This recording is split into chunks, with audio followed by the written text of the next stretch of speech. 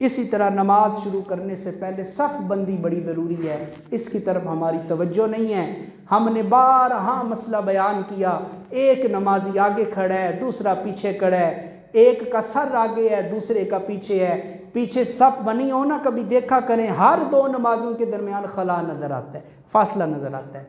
हुजूर ने इरशाद फरमाया ऐसी सफ़ बनाया करो, ऐसी सफ़ बनाओ जिस तरह फरिश्ते सफ़ बनाते हैं। कैसी सफ़ बनाओ? जैसे फरिश्ते सफ़ बनाते हैं।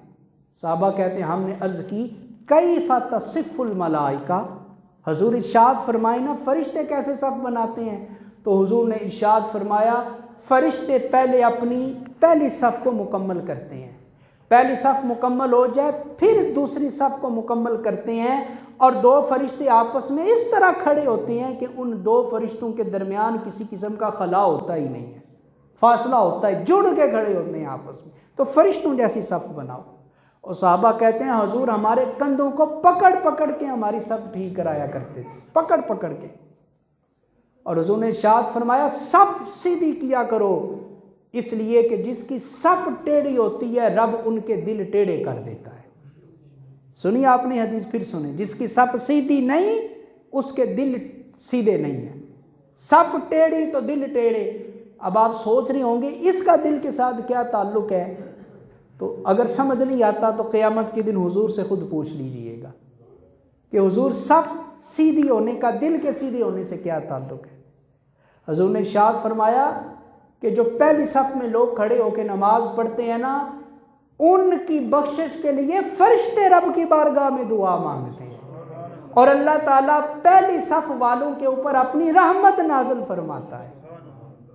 साहबा ने अर्ज़ की हुजूर दूसरी सफ़ वालों की क्या हालत है? हुजूर ने फिर फरमाया पहली सफ़ वालों के ऊपर अल्लाह की रहमत होती है, फरिश्ते दुआ करते हैं। साहबा ने पूछा हुजूर दूसरी सफ़?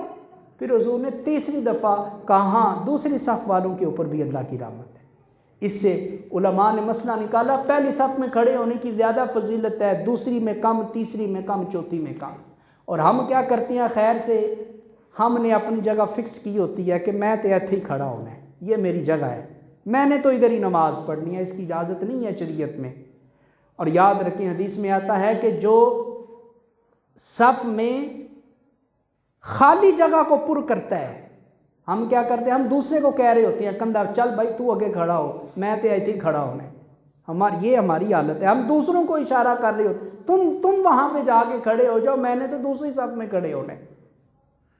तो फजीलत सुन लें, बड़ी प्यारी हदीस हुजूर ने फरमाया कि जो दो नमाजियों के दरमियान फासले को पुर करता है, फासला खाली फासला जो होता है, जो नमाजी वहाँ खड़ा हो जाता है जाके, अल्लाह करीम उसका एक दर्जा जन्नत में बुलंद फरमा देता है, जन्नत में उसका दर्जा बुलंद हो जाता है। तो सफ़ सीधी करने का बड़ा आसान सा तरीका क्या है कि इमाम के ऐन पीछे वो बंदा खड़ा हो जिसने इकामत पढ़नी है, उसके साथ फिर पहले दाएं तरफ बंदा खड़ा हो, फिर बाएं तरफ, फिर दाएं तरफ, फिर बाएं तरफ, फिर दाएं तरफ, फिर इस तरह सफ़ मुकम्मल हो जाएगी। और पाँव की अड्डियाँ देख लिया करें, एड़ियाँ देख लिया करें, सफ़ बनाते वक़्त पाँव की उंगलियाँ ना देखा करें, इसलिए कि किसी के पाँव छोटे किसी के बड़े। पाँव की एड़ियाँ देखें कि मेरे पाँव की एड़ियाँ साथ वाले नमाजी की एड़ियों के बराबर है, आगे पीछे तो नहीं है।